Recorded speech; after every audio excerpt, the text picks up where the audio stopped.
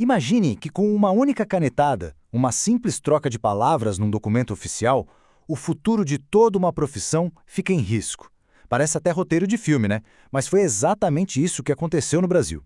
Hoje, a gente vai entender como uma decisão do Ministério da Educação, que parecia só um detalhe, acabou virando uma bola de neve com consequências gigantescas. E fica a pergunta no ar, não é? Será que uma única palavrinha tem esse poder todo de ameaçar uma profissão inteira? A resposta, acredite se quiser, é um sonoro e preocupante sim, e a gente vai ver o porquê agora mesmo. Então, vamos lá. O ponto de partida foi uma iniciativa do MEC.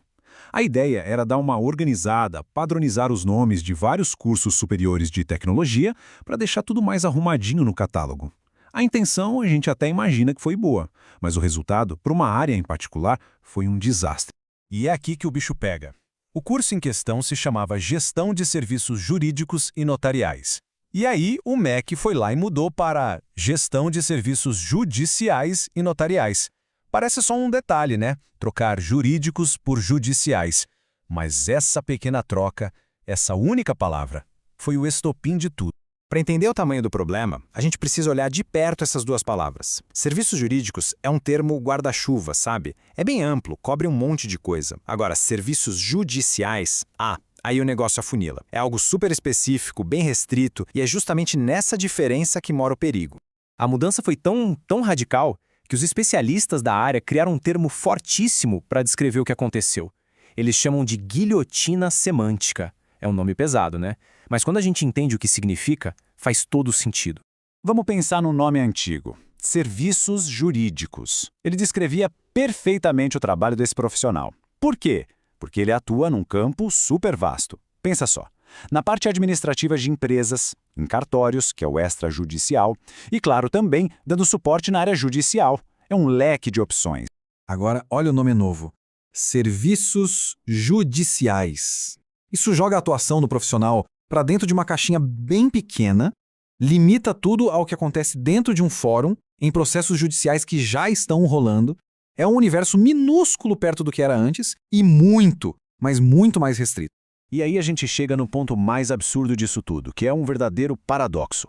O novo nome define a profissão justamente pela única área onde esses formados, por lei, não podem ser os protagonistas. Pensa bem, eles não podem assinar uma petição, não podem atuar como advogados num processo, a grande força deles está fora dos tribunais.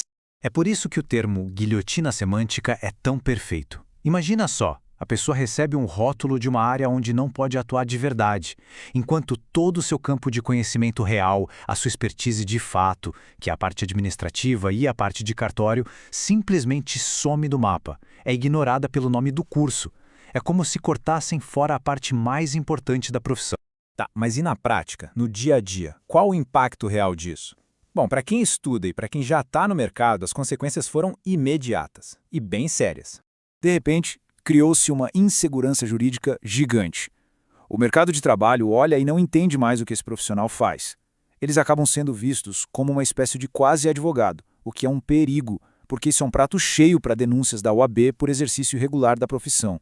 É um risco que a pessoa corre todo dia, sem necessidade nenhuma. E agora vem a parte que, assim, é difícil de acreditar. Sabe o grupo de especialistas que o MEC chamou para discutir essa mudança? Pois é, nele não tinha ninguém, absolutamente ninguém que fosse formado nesse curso. Ou seja, as pessoas que seriam diretamente impactadas pela decisão simplesmente não foram ouvidas. E se os problemas imediatos já são ruins, a ameaça a longo prazo é ainda pior. Porque, veja bem, essa troca de nome não é só uma questão de burocracia, de papelada. Ela cria um precedente legal que pode ser muito, muito perigoso lá na frente. A gente precisa entender uma coisa. O Catálogo Nacional de Cursos do MEC não é uma lista qualquer. Ele é o documento que serve de base, de referência, para criar leis e regras sobre as profissões no futuro. O que está escrito ali vale ouro e define os rumos de uma carreira.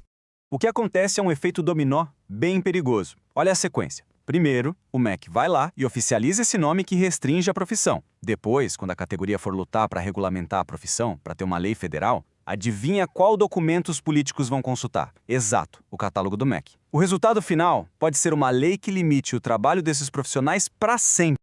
Mas a história não acaba com uma derrota. Diante de uma ameaça desse tamanho, é claro que a categoria se mobilizou. Eles estão se organizando para brigar, para tentar reverter essa decisão. Então, vamos ver agora como essa luta está acontecendo.